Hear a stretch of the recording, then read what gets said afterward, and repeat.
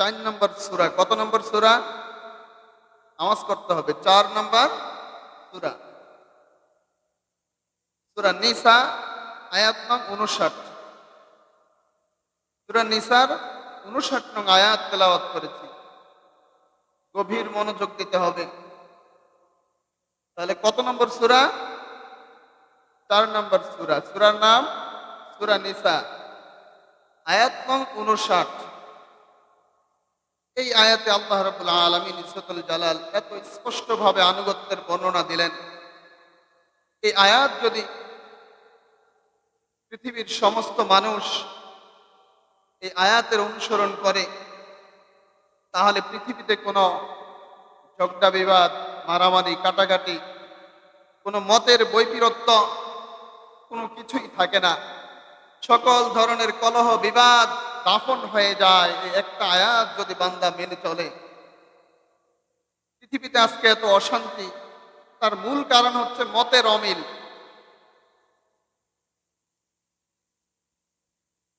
আমার মত, আমার মন মতো আমার যতটুকু ভালো লাগে আমি ততটুকু করি, আবার অন্যের মতামত অনুযায়ী সে তার মতামত অনুযায়ী তারটুকু করে। মূল বিষয় হচ্ছে আমরা এই আয়াতের অনুসরণ করি না। প্রিয় উপস্থিতি, আমরা আয়াতের দিকে ফিরে যাই। আল্লাহ রাব্বুল আলামিন ইজ্জতুল জালাল কালামে হাকিমের সূরা নিসার 59 নং আয়াতে আল্লাহ তাআলা ঘোষণা করলেন, ইয়া আইয়ুহাল্লাযীনা আমানু আতিউল্লাহ ওয়া আতিউর রাসূল ওয়া উলিল আমরি মিনকুম ফাইন তানাযাতুম ফি শাইইন ফারুদ্দুহু ইলাল্লাহি ওয়ার রাসূল ইন কুনতুম তু'মিনুনা বিল্লাহি ওয়াল ইয়াউমিল আখির যালিকা খায়রুন ওয়া আহসানু তা'ওয়িলা। আল্লাহ রাব্বুল আলামিন ঘোষণা দিলেন, ইয়া আইয়ুহাল্লাযীনা আমানু, ওহে বিশ্বাসীগণ, ওহে ঈমানদারগণ। তাহলে আল্লাহ তাআলা এখানে কাদেরকে সম্বোধন করে বললেন? ইয়া আইয়ুহাল্লাযীনা আমানু, ওহে ঈমানদারেরা। তাহলে কাদেরকে লক্ষ্য করে এই কথাটা বললেন? ঈমানদারদেরকে। কাদেরকে? এখন আমরা কি ঈমানদার?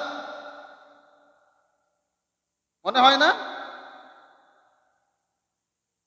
কেন মনে হয় না আপনারা ঈমানদার না?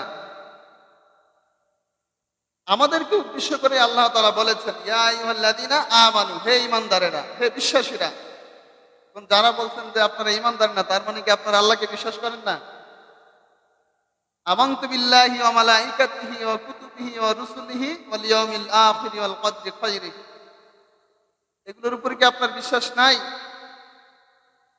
তাহলে কেন বলছেন যে ঈমানদার না? আমলে সমস্যা। প্রিয় উপস্থিতি, আল্লাহ তাআলা ঈমানদারদেরকে, আমাদেরকে উদ্দেশ্য করে আল্লাহ তাআলা বলেছেন, আমল করার জন্যই, আমাদেরকে সতর্ক করার জন্যই বলেছেন। আমাদের অন্তরে তো ঈমান আছে, আমাদের আমলে সমস্যা। এখন আমল যাতে আমরা সঠিকভাবে করি, এই কারণে আল্লাহ তাআলা আমাদেরকে সতর্ক করে বললেন, কিভাবে আমল করতে হবে সেই পথ বাতলে দিলেন। আল্লাহ তাআলা বললেন, ইয়া আইয়ুহাল্লাযীনা আমানু, ওহে বিশ্বাসীরা, ওহে ঈমানদারেরা, আতিউল্লাহ, তোমরা আল্লাহ তাআলার আনুগত্য করো। আতিউ মানে হচ্ছে আনুগত্য করা, অনুসরণ করা। আতিউ শব্দের অর্থ কি? আনুগত্য করা। কি করা? আনুগত্য করা, অনুসরণ করা।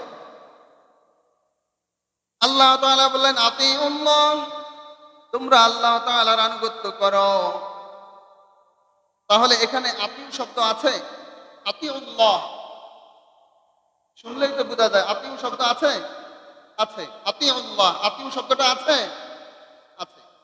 এরপর আল্লাহ তাআলা বললেন, ওয়া আতিউর রাসূল, তোমরা রাসূলের আনুগত্য করো।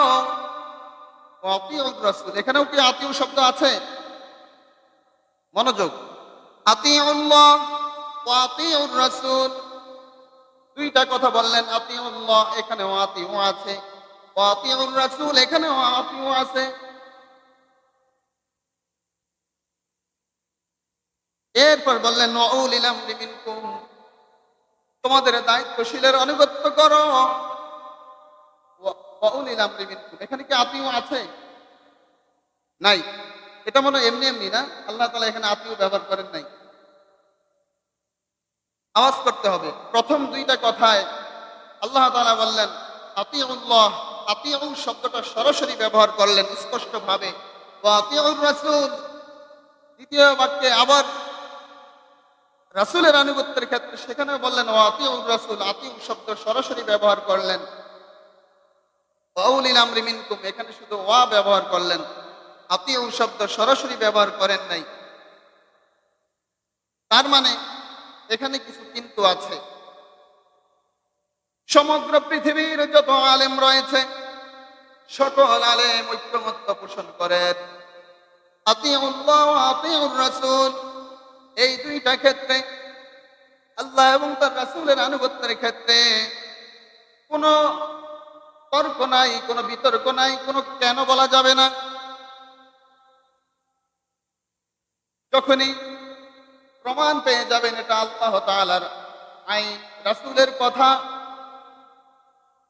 সাথে সাথে আনুগত্য করতে হবে। আপনার আকলে ধরলেও করতে হবে, আকলে না ধরলেও করতে হবে। আপনার দলের মতের পক্ষে গেলেও করতে হবে, আপনার মতের বিরুদ্ধে গেলেও করতে হবে, আপনার আপনার পীরের কথা মতো হলেও করতে হবে, কথার বাহিরে গেলেও করতে হবে, যদি সেটা আল্লাহ এবং তার রাসূলের আনুগত্যের ব্যাপার হয়। অর্থাৎ আল্লাহ এবং তার রাসূলের আনুগত্যের ব্যাপারে আপনার পীর যেই মত অনুসরণ করুক না কেন, সেটা যদি আল্লাহ এবং তার রাসূলের আনুগত্য অনুযায়ী হয় সেটা আনুগত্য করতে হবে। তাহলে দুইটা ক্ষেত্রে আতিউল্লাহ ওয়া আতিউর রাসূল, আল্লাহর অনুসরণ করো, রাসূলের অনুসরণ করো, এই দুই ক্ষেত্রে আল্লাহ তাআলা আতিউ সরাসরি ব্যবহার করেছেন। মানে হচ্ছে কোনো বিতর্ক করা যাবে না।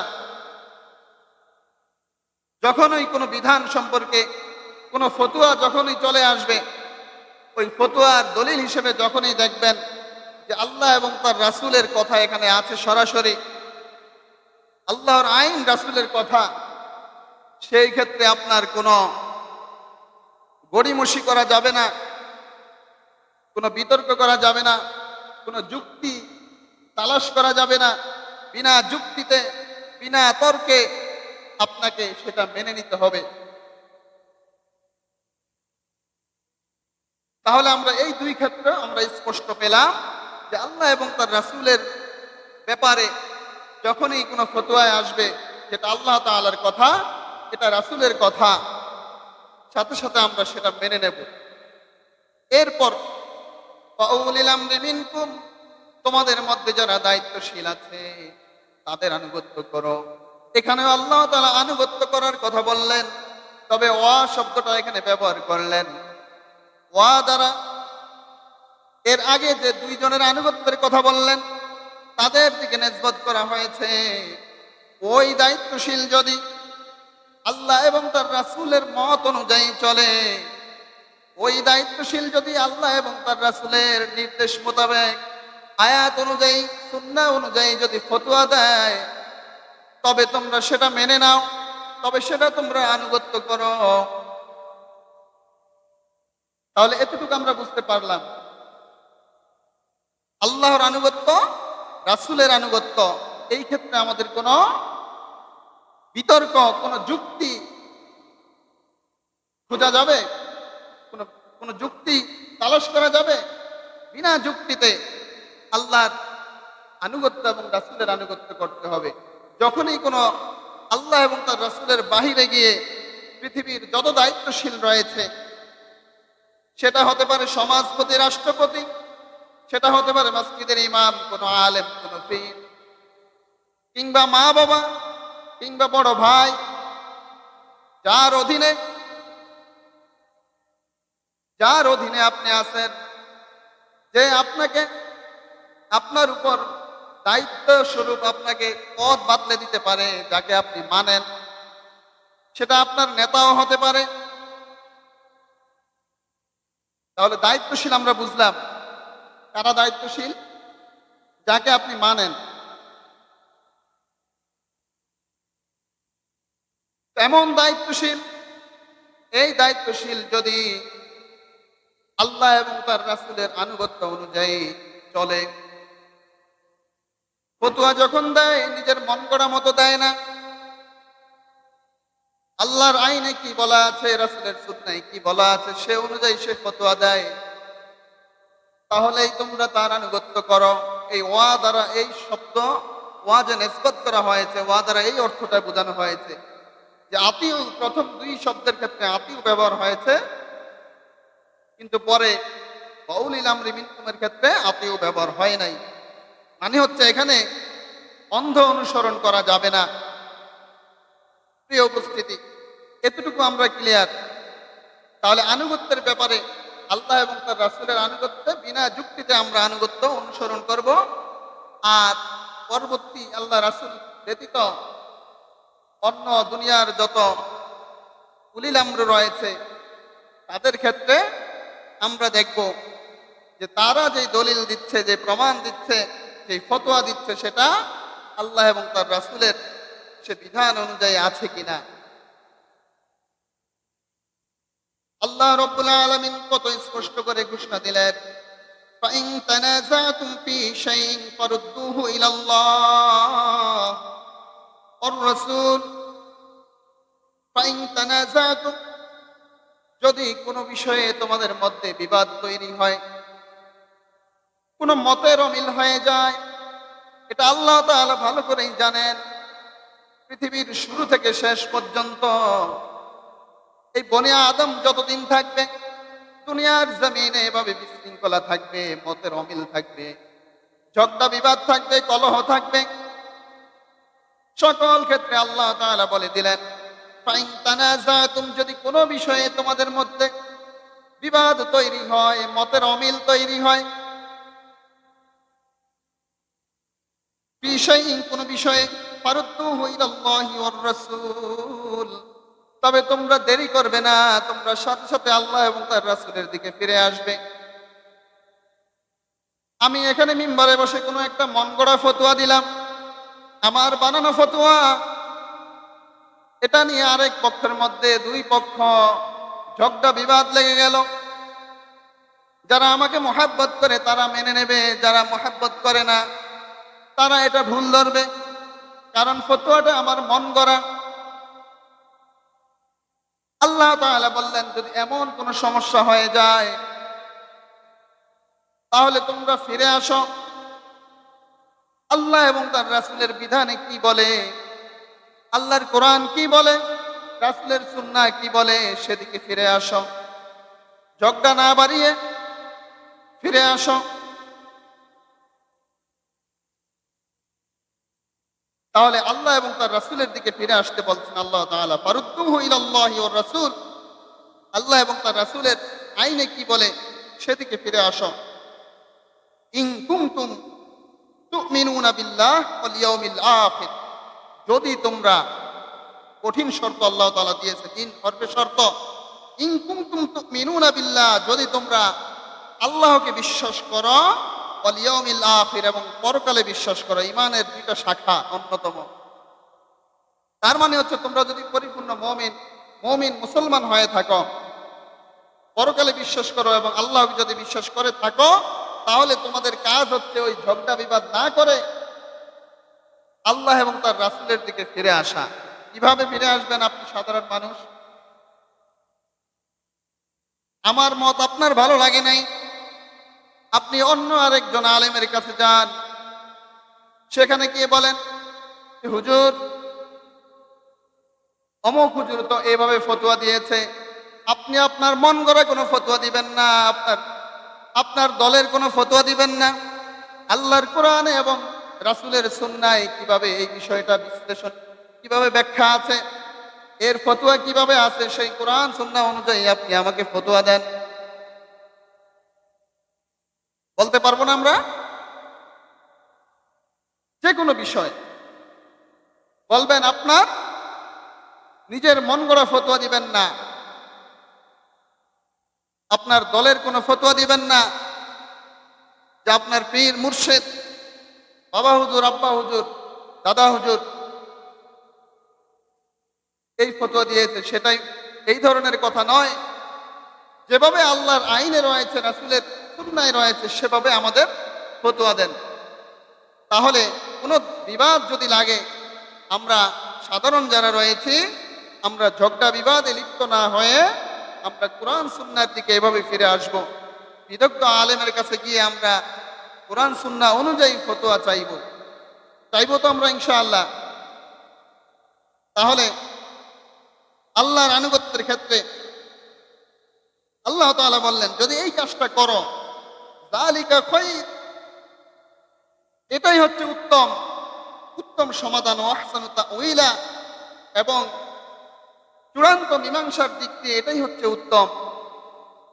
অর্থাৎ এই পৃথিবীতে যত বিবাদ থাকবে, সকল বিবাদের দাফন হয়ে যাবে, সকল বিবাদ চিরতরে মুছে যাবে যদি তোমরা এভাবে আল্লাহ তাআলার দিকে ফিরে আসো। কোনো বিবাদ, কোনো মতের অমিল যদি হয়ে যায়, সেই ক্ষেত্রে তোমরা এভাবে ফিরে আসবে আল্লাহ এবং তার রাসূলের দিকে।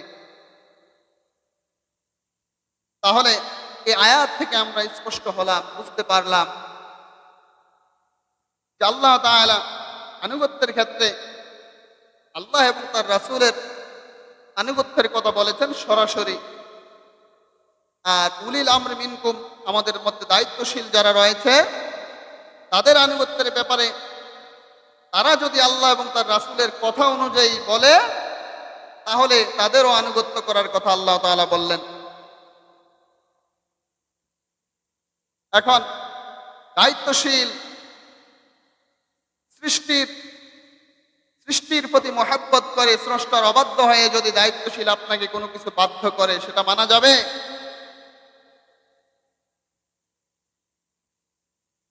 আপনি জানেন আপনি কতটুকু অসুস্থ।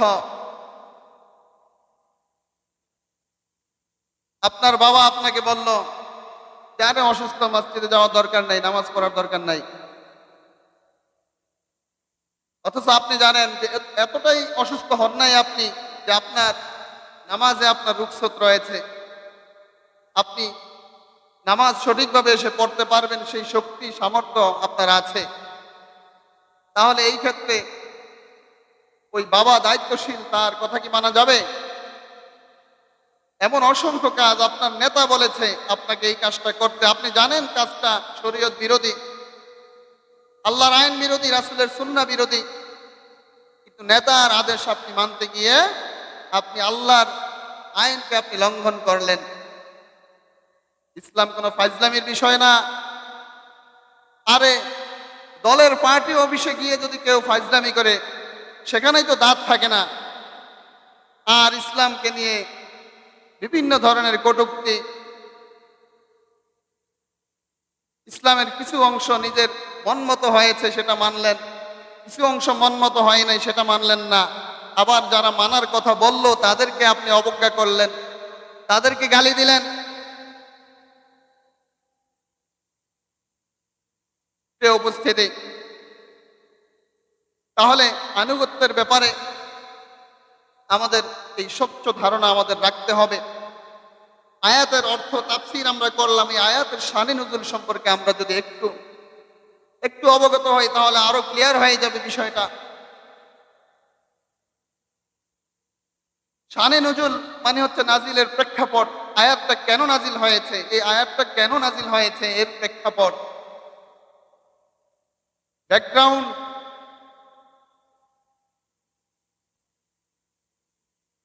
সহিহ বুখারীর হাদিস, আব্দুল্লাহ ইবনে আব্বাস রাদিয়াল্লাহু তাআলা আনহু বর্ণনা করেছেন। একই হাদিস আবার মুসনাদে আহমদে হযরত আলী রাদিয়াল্লাহু তাআলা আনহু বর্ণনা করেছেন। ঘটনা একই।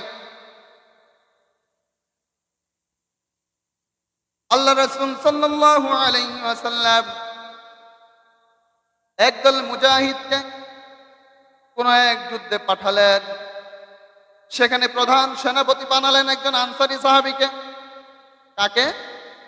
আনসারী সাহাবী, মদিনার যারা আনসারী সাহাবীকে সেনাপতি বানালেন। যাওয়ার সময় একটা বাক্য বলে দিলেন কঠোরভাবে, যে কোনো অবস্থাতেই তোমরা নেতার আনুগত্য থেকে বিরত থাকবে না, অর্থাৎ নেতার অনুসরণ করবে। বাধ্য করে দিলেন নেতার অনুসরণ করবে। যুদ্ধের ময়দানে সাহাবা একরাম চলে গেলেন। যুদ্ধের মাঝ মুহূর্তে কোনো একটা সময় কোনো একটা বিষয় নিয়ে সাধারণ সৈন্যদের সাথে ওই সেনাপতির দলের প্রধানের সাথে মতানৈক্য তৈরি হলো, বাদ অনুবাদ হলো, মনোমালিন্য হলো। কোনো একটা বিষয় নিয়ে বিরোধ তৈরি হলো সেনাপতির সাথে সাধারণ সৈন্যদের সাথে। ওই আনসারী সাহাবী কঠোরভাবে বললেন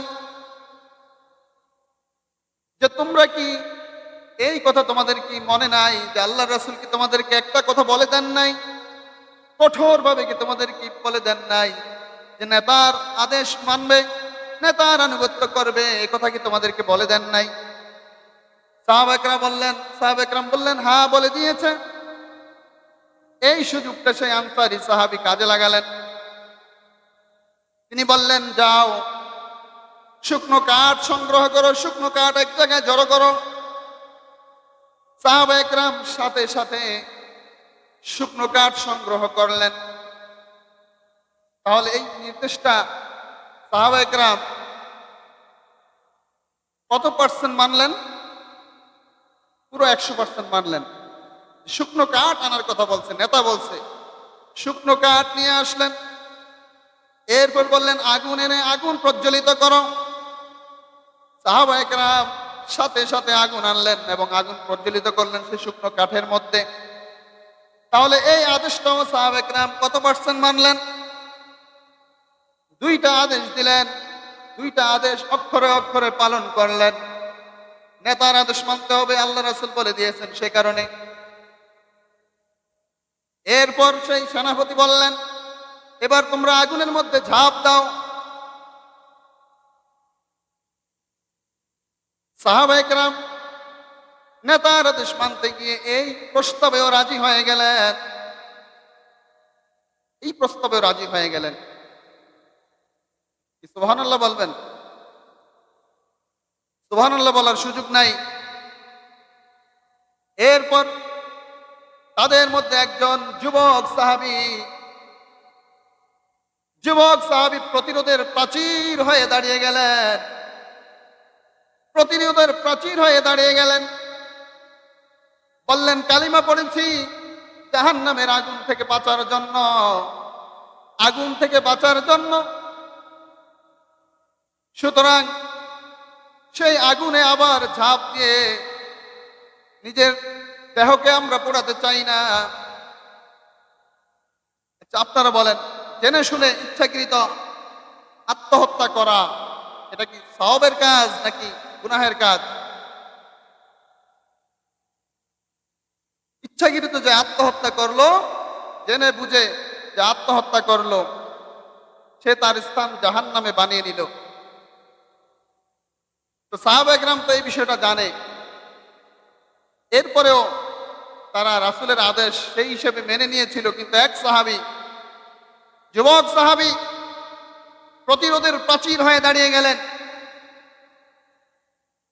যে বললেন, কালিমা পড়ে মুসলমান হয়েছি, আগুনে জ্বলার জন্য না। এই বিষয়টা যেহেতু আমাদের মনোপুত হয় নাই, এই ঘটনা রাসূলের সামনে বিস্তারিতভাবে বর্ণনা করা হবে, আল্লাহ রাসূল যে ফতোয়া দিবে সেটাই আমরা মেনে নেব। তাহলে তারা কার দিকে ফিরে গেলেন? আল্লাহ এবং আল্লাহ রাসূলের দিকে ফিরে গেলেন, যে রাসূল কি নির্দেশ দেয়। সেই ঘটনা আল্লাহ রাসূলের সামনে বর্ণনা করা হলো। আল্লাহ রাসূল সাল্লাল্লাহু আলাইহি সাল্লাম বললেন, সাহাবা একরাম তোমরা শোনো, যদি তোমরা তার নির্দেশ মোতাবেক আগুনে ঝাঁপ দিতে, তাহলে কিয়ামতে হাসর পর্যন্ত তোমরা জাহান্নামের আগুনে জ্বলতে, এমনকি চিরস্থায়ীভাবে তোমরা জাহান্নামে তোমাদের স্থান বানিয়ে নিতে। নাউযুবিল্লাহ। এরপর আল্লাহ রাসূল একটি হাদিস বললেন, লা তাআতা লিমাখলুকিন ফি মা'সিয়াতিল খালিক। স্রষ্টার অবদ্ধ হয়ে সৃষ্টির আনুগত্য করা জায়েজ নাই। স্রষ্টা আল্লাহ তাআলার যে বিধান, তার বিরুদ্ধে গিয়ে আপনি সৃষ্টির নির্দেশ মানলেন, এটা মানা জায়েজ নাই। সেটা আপনার মা বাবা যদি বলে, আপনার পীরও যদি বলে, আপনার নেতাও যদি বলে, যেই বলুক না কেন, আপনাকে দেখতে হবে যে কথাটা আল্লাহর বিধানে আছে কিনা, নবীর সুন্নায় আছে কিনা। তাহলে স্রষ্টার অবাধ্য হয়ে সৃষ্টির আনুগত্য করা যাবে? যাবে না। প্রিয় উপস্থিতি, তাহলে এমন রাসূলের আনুগত্য আমরা কেন করব না, যে রাসূল আমাদের জন্য আদর্শ? লাকাদ কানা লাকুম ফি রাসূলিল্লাহি উসওয়াতুন হাসানাহ, উত্তম আদর্শ হিসেবে আল্লাহ তাআলা পাঠালেন যাকে, যার পুরো কথা বাস্তবের সাথে মিলে। আল্লাহ রাসূল সাল্লাল্লাহু আলাইহি ওয়াসাল্লাম দুনিয়া থেকে চলে গেলেন, রেখে গেলেন 10 লক্ষ হাদিস। এই 10 লক্ষ হাদিস হচ্ছে তার পুরো জীবনের আমল, তার পুরো জীবনের কথাবার্তা। এই 10 লক্ষ হাদিস 1500 বছর পরও পৃথিবীর মধ্যে মানুষ এখনো সেটা চর্চা করে। আমার আপনার জীবনী নিয়ে কয়জন চর্চা করে? জীবনী নিয়ে। অথচ সেই 1500 বছর আগে তিনি কি বলেছেন সেটা নিয়ে আজকে আমাদের আলোচনা হয়। তার এই হাদিসগুলো সংগ্রহের জন্য, যাতে পরবর্তী প্রজন্ম এসে এই হাদিস নিয়ে কোনো ধরনের বিভ্রাট তৈরি করতে না পারে। 5 লক্ষ রাবী নিজেদের জীবনকে ওয়াকফ করে দিয়েছেন শুধু আল্লাহ রাসূলের এই হাদিসগুলোকে বাছাই করে সুস্পষ্টভাবে হাদিস গ্রন্থে লিপিবদ্ধ করেছেন। শত পরীক্ষা নিরীক্ষার মাধ্যমে হাদিসগুলোকে যাচাই বাছাই করে সেগুলোকে সহিহ আকারে উপস্থাপন করেছেন। সেই রাসূল যার কথাবার্তা 100% পালনযোগ্য, যার কথার সাথে কাজের মিল রয়েছে, এমন আরেকজনও ধর্মগুরু, যাদেরকে আমরা বলি পৃথিবীর ইতিহাসে অন্যান্য ধর্মগুরু যারা রয়েছে, তাদের কথার সাথে কত পার্সেন্ট মিল রয়েছে দেখেন। বৌদ্ধ ধর্মের যে ধর্মগুরু গৌতম বুদ্ধ, যার স্লোগান ছিল জীব হত্যা মহাপাপ, জীব হত্যা মহাপাপ। শুনতে খুব ভালো শোনা যায়, মনে হয় যেন আরে এ তো জান্নাত থেকে নাজিল হয়ে আসছে মনে হয়। এমন এমন মানুষ, ফেরেশতার মতো মানুষ, কি সুন্দর কথা বলছে, জীব হত্যা মহাপাপ। আচ্ছা, এটা কি আদৌ পালনযোগ্য? এই কথাটা কি আমল করা যায়? উনি নিজেও কি আমল করেছেন? উনি জীবনে কি কোনো মাছ, মুরগি, প্রাণী কি উনি হত্যা করেন নাই?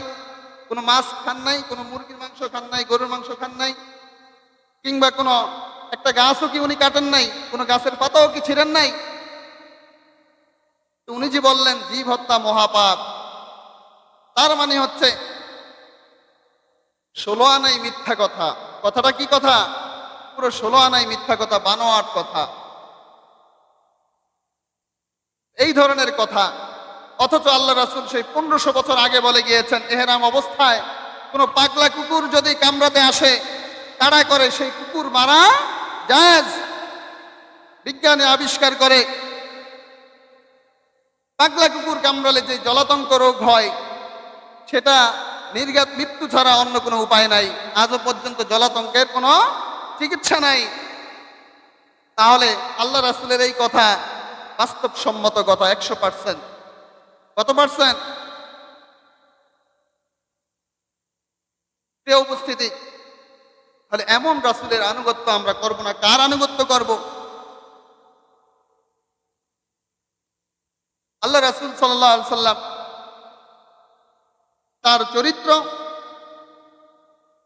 আয়েশা রাদিয়াল্লাহু তাআলা আনহা সম্পর্কে যখন জিজ্ঞাসা করা হলো, আয়েশা রাদিয়াল্লাহু আনহা বললেন, ইন্নাকা লাআলা খুলুকিন আযীম, অথবা বলেছেন যে কানা খুলুকুল কোরআন, যে কোরআনই হচ্ছে তার জীবন্ত চরিত্র। আল্লাহ রাসূল হেঁটে যাচ্ছেন, মনে হয় যেন জীবন্ত কোরআন হেঁটে যাচ্ছে। আর আল্লাহ তাআলা ঘোষণা দিয়েছেন,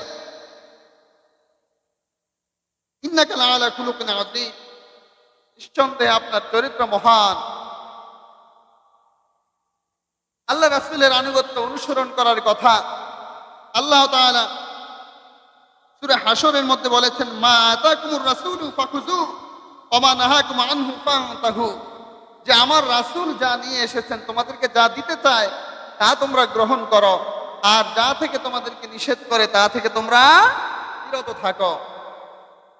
তাহলে যে রাসূলের অনুসরণ করার কথা আল্লাহ তাআলা স্বয়ং বলে দিয়েছেন, আমরা তার অনুসরণ করব না কার অনুসরণ করব? প্রিয় উপস্থিতি, তাহলে আনুগত্যের ব্যাপারে আমাদের প্রথম আনুগত্য আমরা কার করব? আল্লাহর।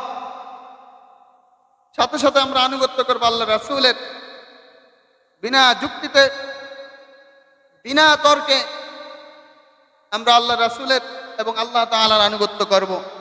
এরপর উলিল আমর যারা রয়েছেন, দায়িত্বশীল যারা রয়েছেন, তারা যদি আল্লাহ এবং তার রাসূলের কথা অনুযায়ী আমাদেরকে বলে, আমরা তার আদেশ মানব। যদি এবং আল্লাহ এবং তার রাসূলের কথার বাইরে গিয়ে বলে, তার মন গড়া, তার দলের মত আপনার উপর চাপিয়ে দেয়, তাহলে সে মত কি মানা যাবে?